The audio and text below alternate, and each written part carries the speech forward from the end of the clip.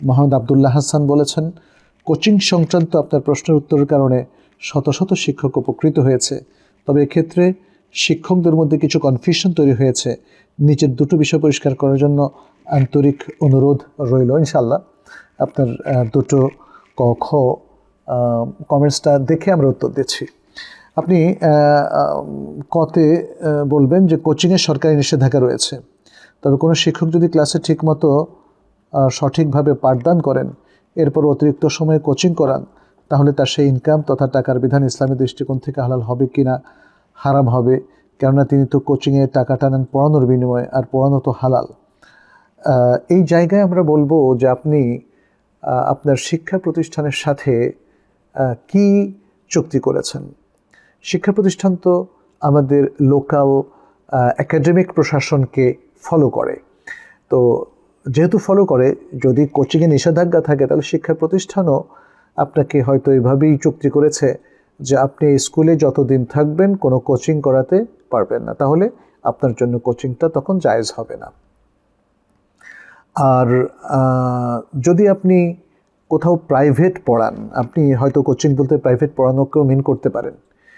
Private পড়ানো যদি আপনার শিক্ষা প্রতিষ্ঠান আপনাকে অনুমতি দেয়, হ্যাঁ, প্রশাসনে যদি নিষেধাজ্ঞা না থাকে তাহলে শিক্ষা প্রতিষ্ঠান আপনাকে অনুমতি দিবে, আর যদি অনুমতি দেয় তখন আপনার জন্য এটা হালাল হবে। খ, আপনি বলেছেন বেসরকারি শিক্ষকগণ কি পড়াশোনা সংক্রান্ত সরকারি নিয়ম মানতে বাধ্য নাকি তারা স্বাধীন, ইসলামী দৃষ্টিকোণ থেকে জানতে চাই। আসলে দেশে সরকারি শিক্ষা প্রতিষ্ঠানের যেমন বিশেষ কিছু নীতিমালা আছে, ঠিক তেমনি বেসরকারি শিক্ষা প্রতিষ্ঠানের জন্য বিশেষ কিছু নীতিমালা আছে। অনেক সময় বেসরকারি শিক্ষা প্রতিষ্ঠানের ক্ষেত্রে হয়তো সুস্পষ্ট নীতিমালা নাও থাকতে পারে, বা হয়তো একটা দুটো নীতিমালা আছে। যেমন ইংলিশ মিডিয়াম স্কুলগুলোর ক্ষেত্রে সরকারি তেমন কোনো নীতিমালা নাই। এক্ষেত্রে আপনি যখন এই বেসরকারি শিক্ষা প্রতিষ্ঠানগুলোর সাথে চুক্তিবদ্ধ হবেন, সেখানে যদি আপনাকে ব্যক্তিগত কোনো টিউশনি অথবা কোচিং অথবা কাউকে প্রাইভেট পড়ানো নিষেধ করে, তাহলে আপনি পড়াতে পারবেন না। আর যদি সেটা আপনার জন্য উন্মুক্ত রাখে এবং এক্ষেত্রে আর কোনো ধরনের নিষেধাজ্ঞার মধ্যে আপনি নাই, তাহলে আপনার জন্য পড়াতে কোনো অসুবিধা নেই।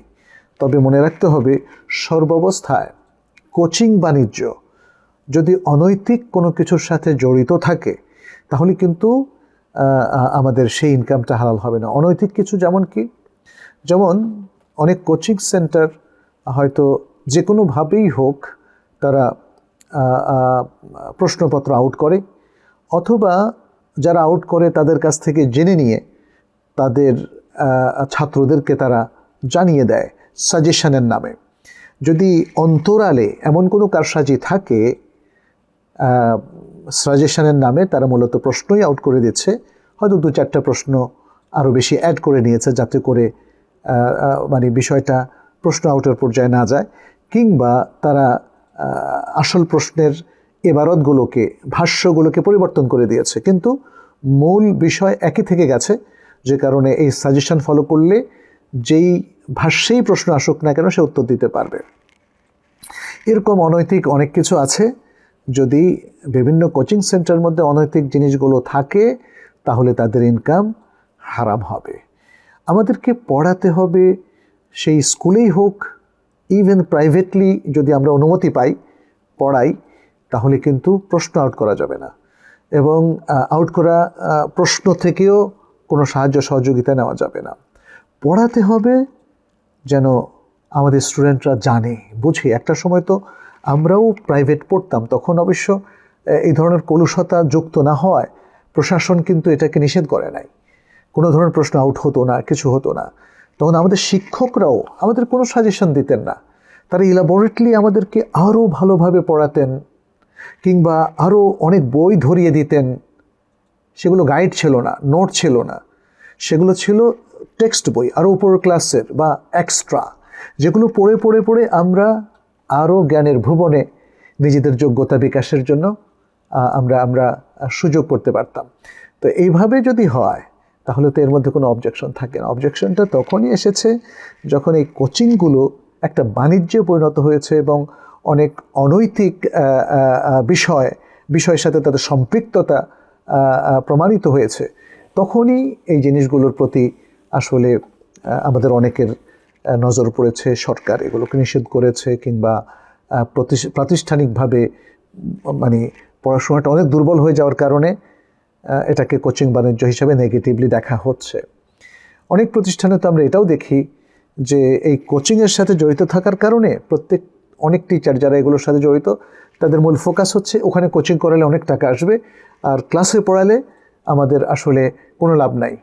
হ্যাঁ, আমি সামান্য বেতনে চাকরি করি, আমি ভালো করে পড়ালেও আমার বেতন বাড়বে না, আবার খারাপ পড়ালেও একই বেতন পাবো। এরকম একটা চিন্তা থেকে বেশ কিছু অন্যায় হয়ে যায়।